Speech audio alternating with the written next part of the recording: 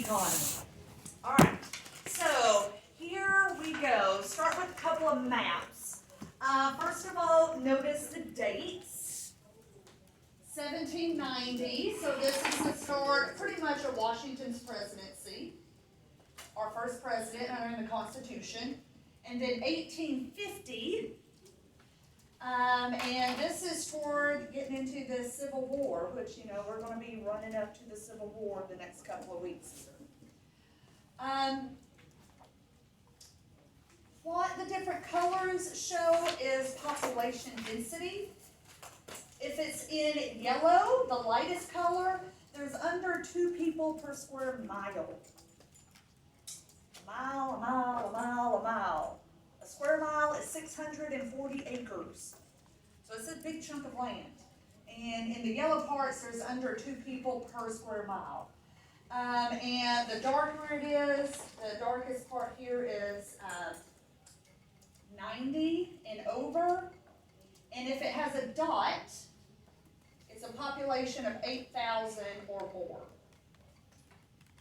And on Friday, we noticed that there were dots in Boston, in New York, in Baltimore. But now we got some more dots here, particularly on the Ohio River. And this northeast corridor is just kind of covered up. So gaining more and more population, and of course we're moving westward as well. All right, moving on. A lot of the population growth is going to be through voluntary immigration. We did have involuntary immigration, that would be the slave trade. The slave trade will be outlawed in the 1820s, but we did have obviously that immigration as well, but this is the voluntary immigration. The green is English people, the lightest blue is German, and the darker blue is Irish. So you can see the composition is changing. We were talking about being the English colonies with English people settling in America. But now it's not so much English coming over. Now we are looking at German and Irish. And it kind of bounces back and forth who is the majority of immigrants, whichever particular year. Okay, so let's jump into the market revolution here. So the Industrial Revolution does not start in the United States, it starts over in Great Britain, in England in particular. And it is whenever machines replace people in the workplace. Okay, that's the Industrial Revolution. We go through several of these industrial revolutions in the United States. Machines replacing people. And that's really all that we're talking about here. It starts in Great Britain, 1750, and it spreads to the U.S. We get our first industrial revolution, which we call the market revolution, in the early 1800s. So why did it take so long, particularly since we have a lot of English immigrants between 1750 and 1800? And that's because folks did not come over here to work in a factory or necessarily to build factories, machines to make stuff. A lot of immigrants were coming over to America for land, because land equals wealth back in the old world of Europe. So people wanted land. So these early 1750 all the way through our revolution and the first presidency of George Washington, folks were coming over here to get land. And we didn't have a tremendous labor force to work in these factories. So we had people tied to the land doing farming and not the other. Also, resources, some resources were not available, the resources that were running the things over in Europe at the time, not necessarily available yet in the US, but they will be. And because of our hard times that we were having with the British and the French and the restriction of trade,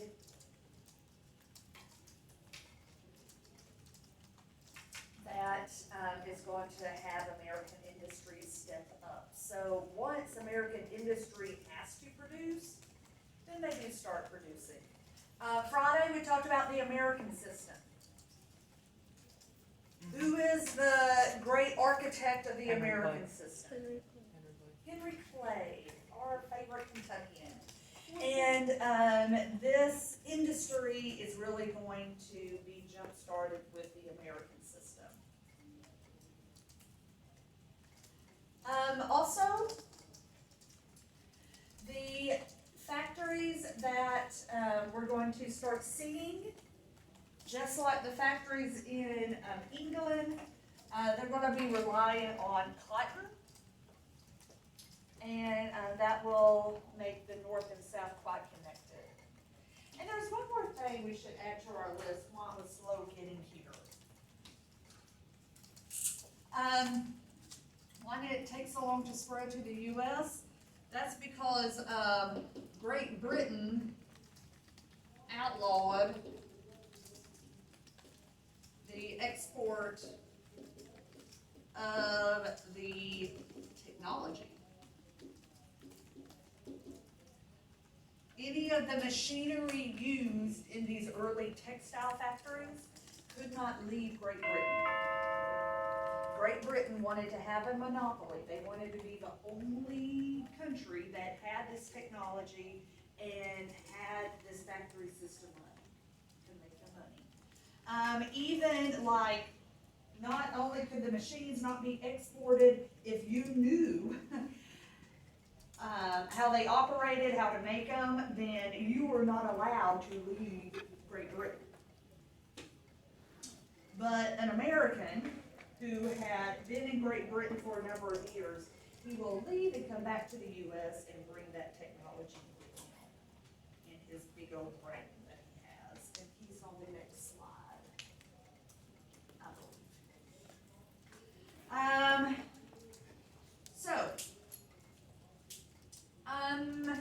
In case he's not, let's add his name, because I don't remember, to be honest with you. I have to look at this in a little bit. Samuel Slater is the American that brings the technology to the U.S.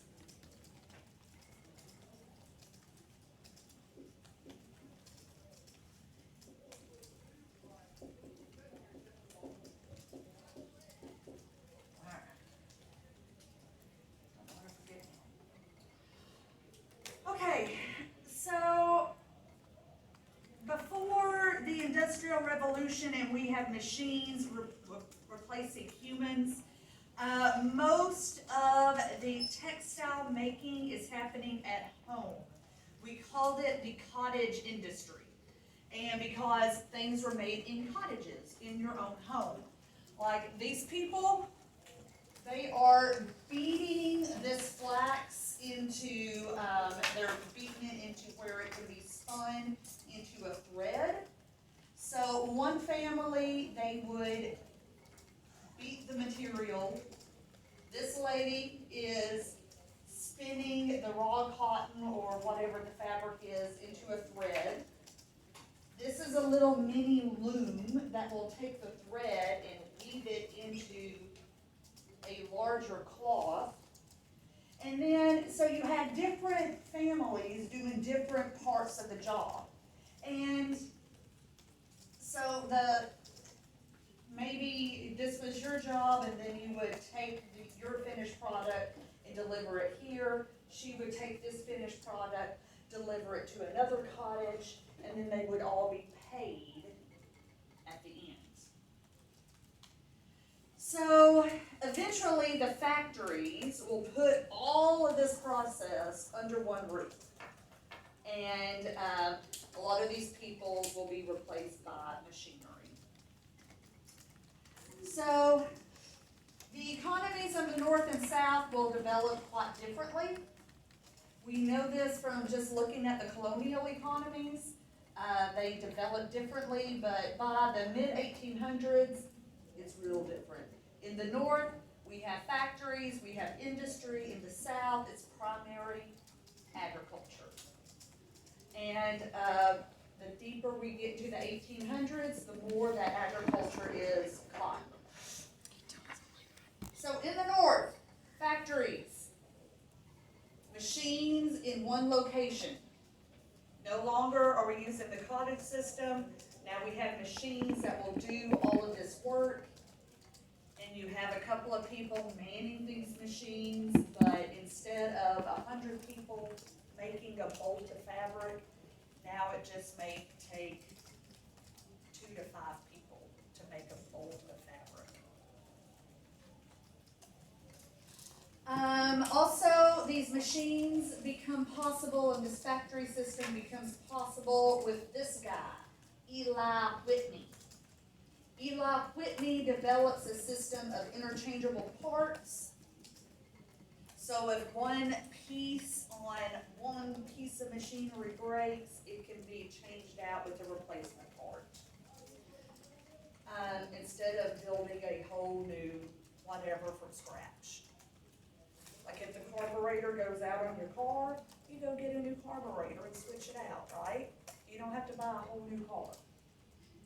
Interchangeable parts, Eli Whitney. Now Eli Whitney is probably better known for what invention? The cotton gin, same guy. In the South, the economic system of the South, of course, is plantations, agriculture, and usually each plantation relies on one large cash crop. You still are seeing a lot of tobacco. There's still a lot of rice production.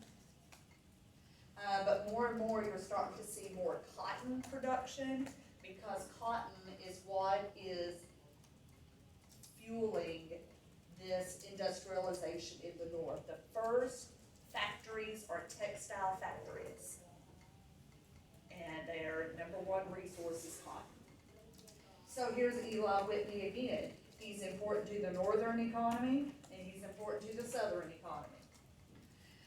Eli Whitney's cotton gin made cotton more profitable, because the big holdup with cotton production was cleaning the cotton.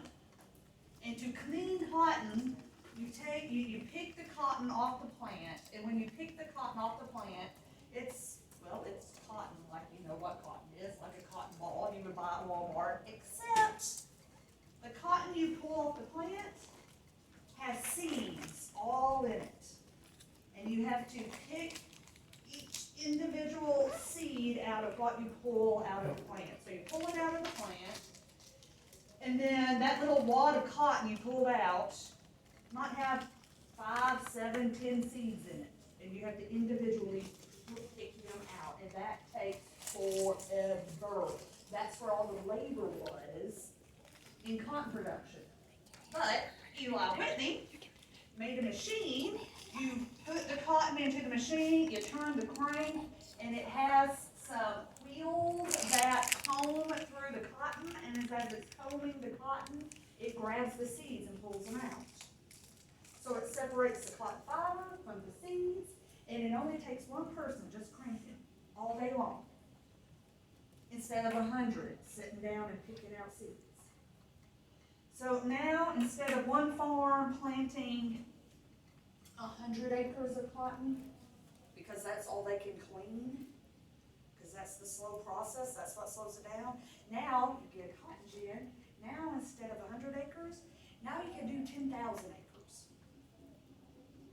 And then you need more labor to plant and to pick and to all of that.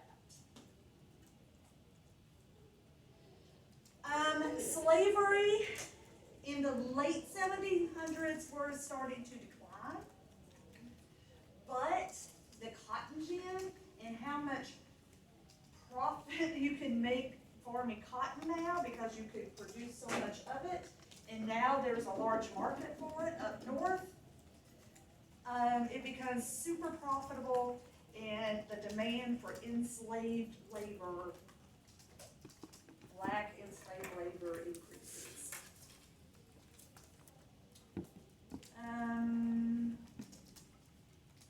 All right.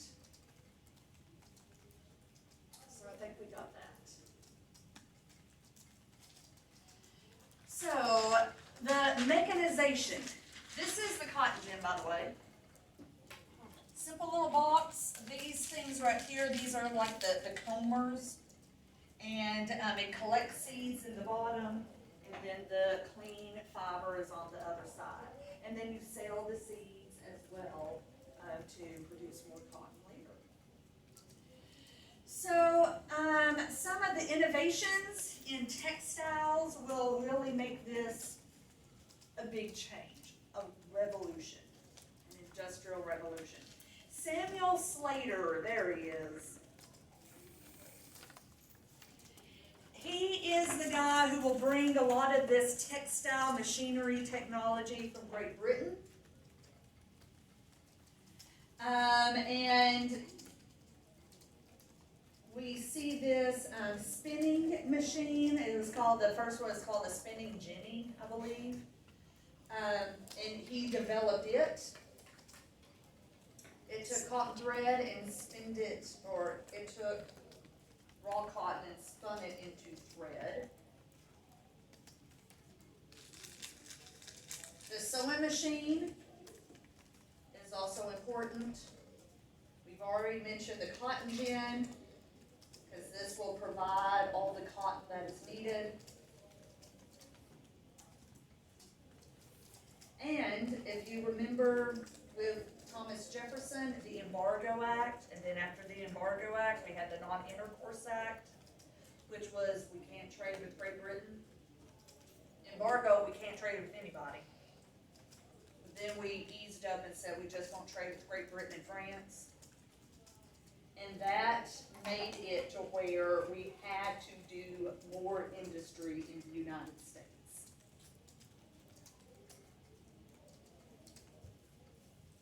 And that wasn't necessarily Jefferson's intent, but it was a happy consequence of it. We've already talked about this. Yeah. And Henry Clay, the American system. Yeah. Okay. Moving on. So this is a good look at what one of these factories may look like. What do you notice first about the workers? Women. Yeah, they're all women. So these textile mills became women's work. Okay, you have male managers, right? But that's this guy here watching, yeah, the supervisor. And then it's the women that are manning the machines. So these working conditions took a lot of getting used to. Before this market revolution, before this industrial revolution, these young ladies, they lived perhaps out in the country, and they were used to getting up and doing chores, and then, you know, sitting down to have a lunch, and then going and maybe doing some more chores or whatever needed to be done. But now, in a factory system, you better get there by the time that morning whistle blows. You may not get a lunch break depending on how much you have produced in this day and what the boss expects to happen. And that was rough, this new way of working. 16 hours a day was not unusual. 16 hours a day. Low wages, and it was very dangerous. And if you got hurt on the job, that was your fault, and you're going to get fired, and they might charge you for fixing the machine. If, you know, the finger that it ripped off and jammed up the works, you might be charged for replacing that machine. If your severed finger is what broke it or whatever it happened. Child labor was very common, particularly like as young as 6. But generally, we're talking about younger teenagers, like 14, 15. Women, of course, are going to be paid less than men because they're women. And it wasn't unusual to get a pay cut. Nowadays, you know, you start at this certain level and then you get raises the longer you work. But you never go backwards. It was very common to go backwards. If the business wasn't making the profits that the owner wanted it to make, they just cut everybody's pay so the owner could pocket more profit. Particularly at these factories where they employed mostly all women, they actually set up like dormitories for the women to live. They were called boarding houses. And the women had to, of course, pay rent, pay to live there. But it was convenient because it's, you know, it's right next to work.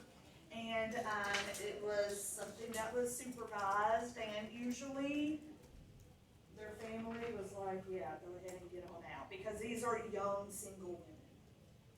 As young as 12, usually not much older than 22, because by that time you should have found a husband and moved on with your life. So boarding houses. This system of labor, and the ladies that worked in this system, they became known as either the Lowell girls or the factory girls. Again, it was usually a 6-day week, at least 12 hours a day. 16 hours was not terribly uncommon, but at least 12 hours a day. Lowell, Massachusetts, that's the city, Lowell, was where several of these textile factories and boarding houses were. So generically speaking, these girls that worked in these factories, they were called Lowell girls or factory girls, even though they were real women sometimes. If you lived in the boarding house, you of course had a curfew. You had to go to church because they want you to be an upstanding Christian lady. And strict codes of conduct, what you had to wear, how you addressed the bosses and the other people that were the supervisors. We already talked about the boarding houses. This was a common nickname for them, the Lowell girls. And at first, it was, there were no unionization, but eventually you do start seeing unions being formed.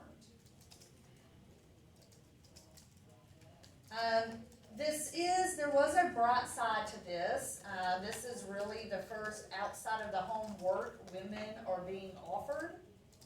And this is really going to, you know, once women can become financially independent, then hopefully other good things follow.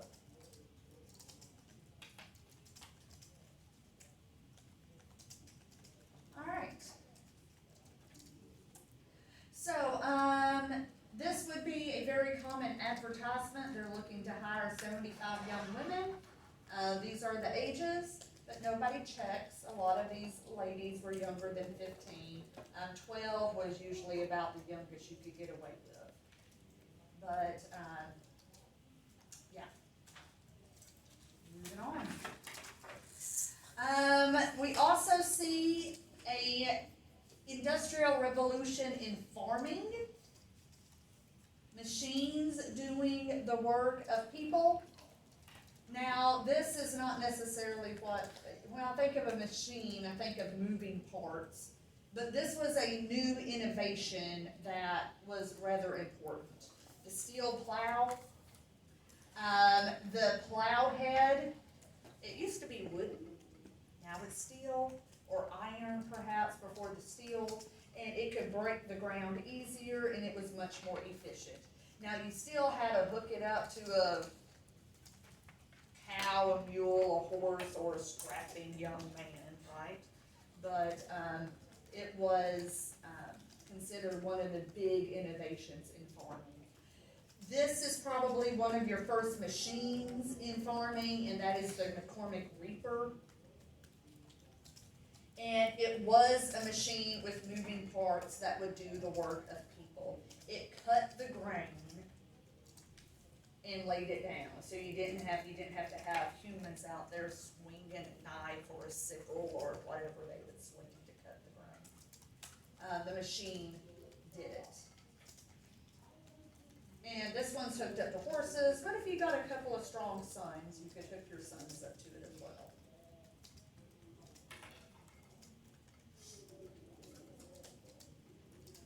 All right, so far we've talked about new machines in the factories, new machines in the farms, and now let's talk about new revolutionary stuff in transportation. And this is a really big deal, particularly our steamboats. All right, so we are going to start building new and better roads. Highways or turnpikes are actually roads with hard surfaces instead of just the dirt trails that we had in colonial days. These are going to be funded by the government. The national road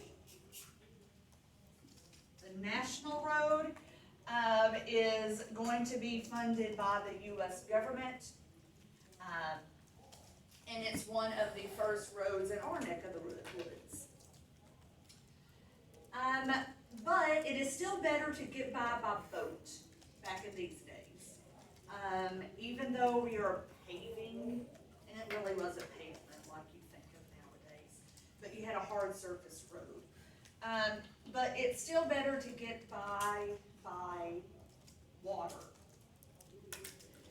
The steamboat is one of the biggest, most important inventions of its day. And it was a powered motor, a steam powered motor on a boat, so you could go upstream instead of just floating downstream. All right? Because if you're on a river, you just kind of ride the current downstream. But if you want to go upstream, you literally had to hitch your boat to horses on the land, and the horses or the mules or the men would drag the boat upstream with ropes. But now that there is a steam engine, we can navigate upstream a lot more efficiently, quickly, all that good stuff. The guy that's responsible for this is Robert Fulton. So make sure we remember Robert Fulton. His first steam boat he named the Clermont. And pretty soon you start seeing steamboats all over the United States.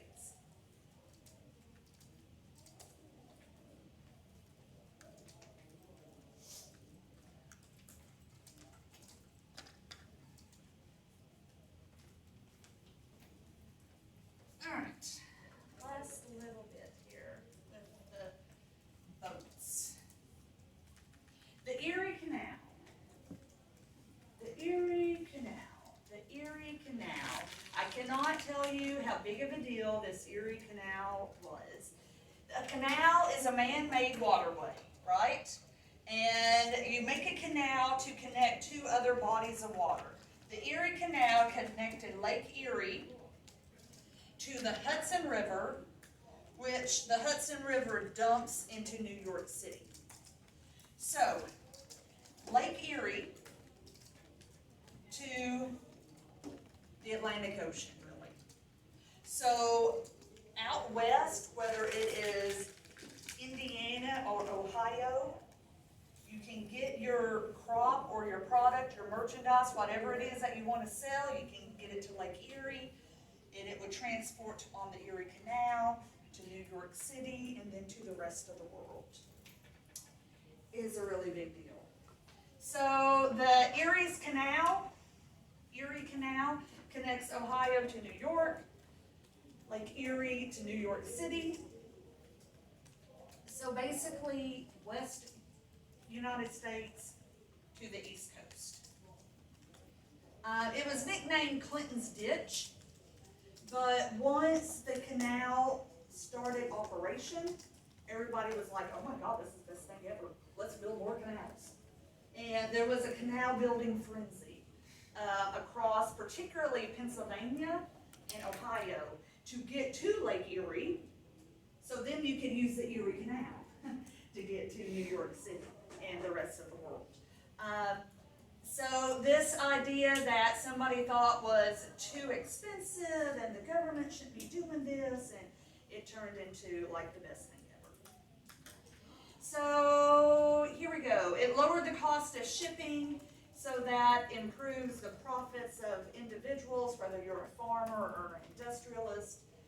Value of the land in those areas increases. Now you're not living on the frontier.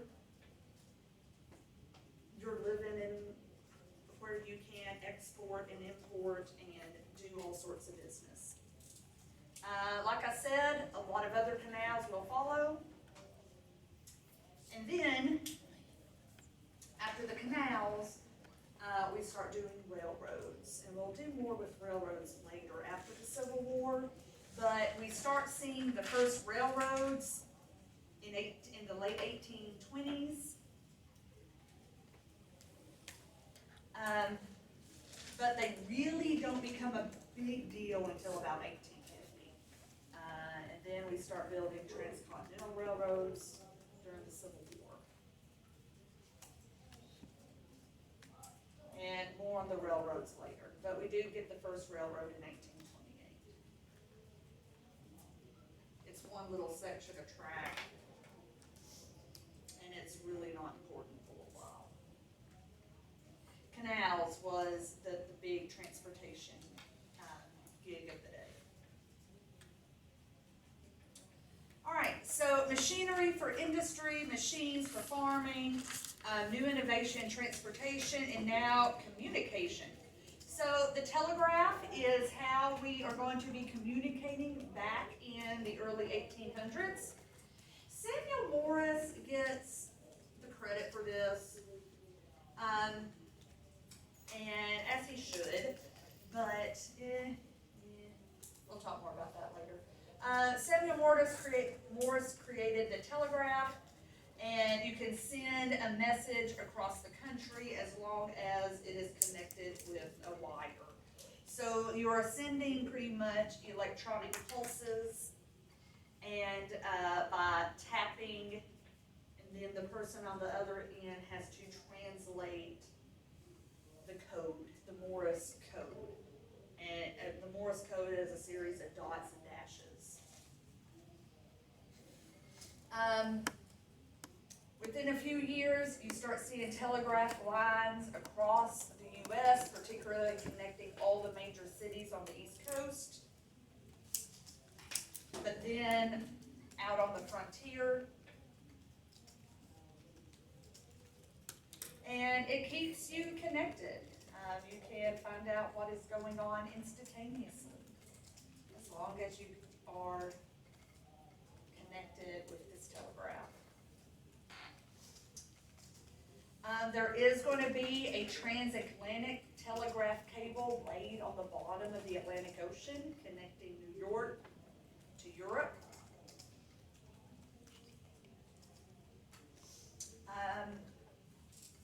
The first transatlantic cable goes from Canada to Ireland, but then we connect the United States to England, the United States to France, United States to Germany, all of that with laying cables on the floor of the ocean.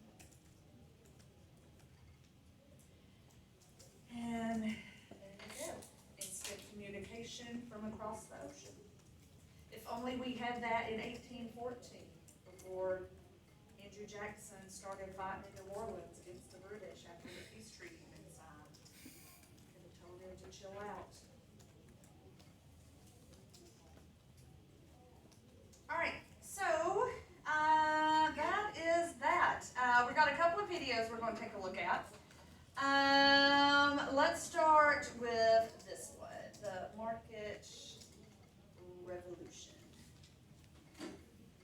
This is Himmler. So, you can skip this one if you're a Himmler person this week. Hey there, welcome back to APUSH History. Now we've been going through Unit 4 of the APUS History curriculum, and in this video and in the next, we're going to talk about the market revolution.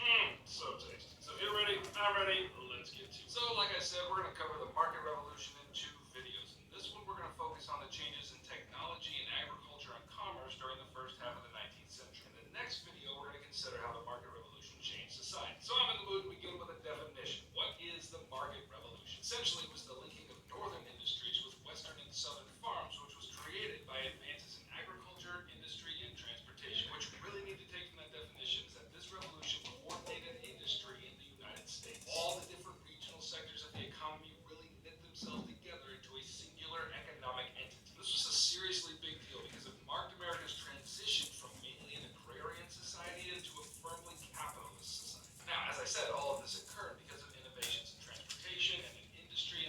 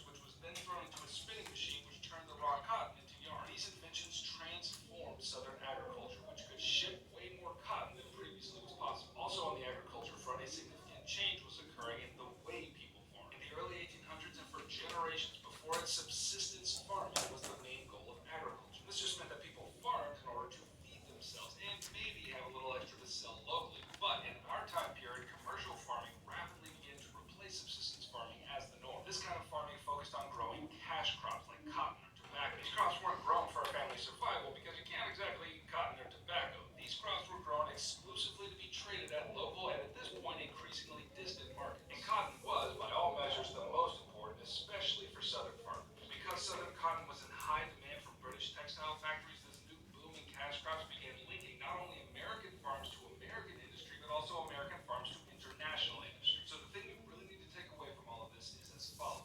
Because of the increasing innovation in technology and transportation and industry, the different regions of America were growing increasingly interconnected economically and increasing economic ties internationally. That's it. Okay, don't click away just yet. If you need help getting an A in your class of We are clicking away. Look out. All right, so that was just a good summary of what we had just talked about. The market revolution, and I like the Uncle Sam. I want you to buy crap. And that's kind of what Himmler said, that the United States were going to be flooded with cheap consumer products that we never knew we needed before, but now we're buying them up. And that's the American way, right? Get more and more stuff, and you don't really need any of it. All right, so wrapping it up here. In the early 1800s, we had subsistence farming a lot of time, and late 1700s. But now we're going to do commercial farming, and people are working in industry. We have industrialization. We have people working in factories, earning paychecks to go buy things that they want and need. And that's a big change. Living out on the frontier, making everything for your own self, being reliant on your own self, growing your own food. Maybe taking some extra food crops into town for money to buy some other things you couldn't grow yourself, or hunt or trap yourself or cut down yourself. Now you go to work every day to work for a paycheck to go buy everything. And of course, this is what is the market revolution. And the market revolution, again, it is people working to get a paycheck to go purchase products instead of making everything, trapping, cutting, gathering everything on your own. This changes the U.S. economy forever and our lives as well. And this is Himmler said he had 2 videos on it. This is the second one. This is the social changes brought on by the market revolution. So we'll take a look at it and then call it good. I absolutely love teaching. I just wish I had more time to prepare fun lessons. Yep. Well, hey there, welcome to APUSH History. Now, we've been going through Unit 4 of the APUSH History curriculum, and in the last video, we dealt with all the technological and agricultural innovations that led to the market revolution. This video is basically part 2. We're going to talk about how the market revolution affected society and culture in the first half of the 19th century. So get them brain cows ready, because I'm about to milk them. Let's get to it. So in case you forgot, let's start with the definition of the market revolution. Essentially, it was the linking of northern industries with western and southern farms, which was created by advances in agriculture, industry, and transportation. With all this change going on, you didn't think it wasn't going to affect society, did you? So let's have a look. First, let's talk about migration. Across the northern part of the country, industrial cities exploded in both size and diversity. The hulking portion of this growth was thanks to European immigrants, especially Irish and German folks who were flooding the shores of the United States. The Irish came in large part because of the Irish potato famine, which led to hunger and starvation throughout Ireland. And the Germans came for less dramatic reasons, like many of them were just displaced farmers whose crop failures invited them to look elsewhere to settle. Others were disillusioned by the failure of the democratic revolutions in 1848 and sought a land where a democratic way of life was flourishing. And so in the 1820s, 150,000 immigrants were registered on the rolls, and by the 1830s, it was 600,000, and by the 1840s, it was 1.7 million. That's a lot of immigrants, Tony. It was indeed. Now, many of these folks settled on the eastern seaboard and went to work in the industrial sector. Because manufacturers now had an expanding pool of cheap labor, because, hey, what's the use of hiring an immigrant if you can't underpay them and expose them to dangerous working conditions? I mean, am I right?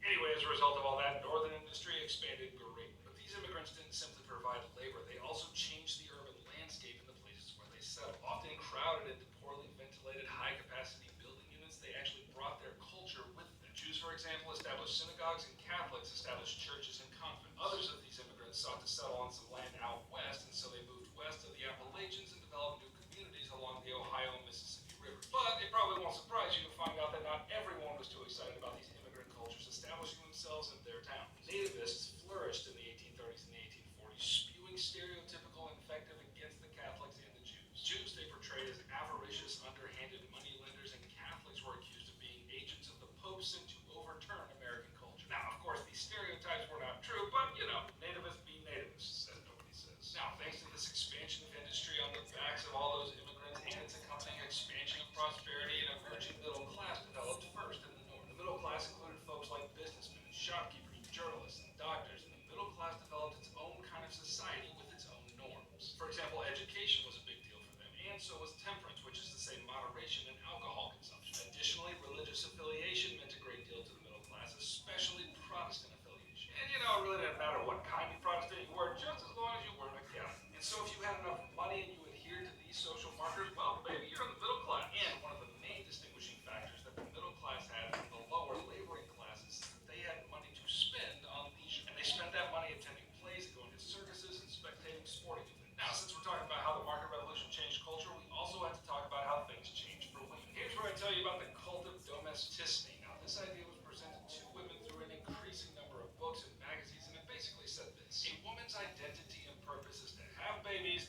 raise them, and provide a home that was a haven of rest to her husband. Her husband, on the other hand, was out doing the real work in the world, and this idea of the separation of public and private spheres and that one gender was assigned to each took a firm hold, especially in the middle class. I mean, laboring class women actually had nothing to do with that because they didn't have the excess income that allowed them to stay home and make their husbands sandwiches all day. They were off, like their husbands, working in the factories all day or out plowing the fields. Speaking of women in factories, we should probably look at that for a minute. Women who worked in factories typically worked 6 days a week for exceedingly meager wages for 12 to 13 hours a day. The Lowell factory in Massachusetts was the kind of showcase for this situation. It mostly was staffed by former New England farm girls who were closely supervised by bosses who also effectively controlled every aspect of their lives, including what they did with their leisure time. So all this to say, the market revolution fundamentally altered American society in the first half of the 19th century. All right, now that's what you need to know about Unit 4, Topic 6 of the AP.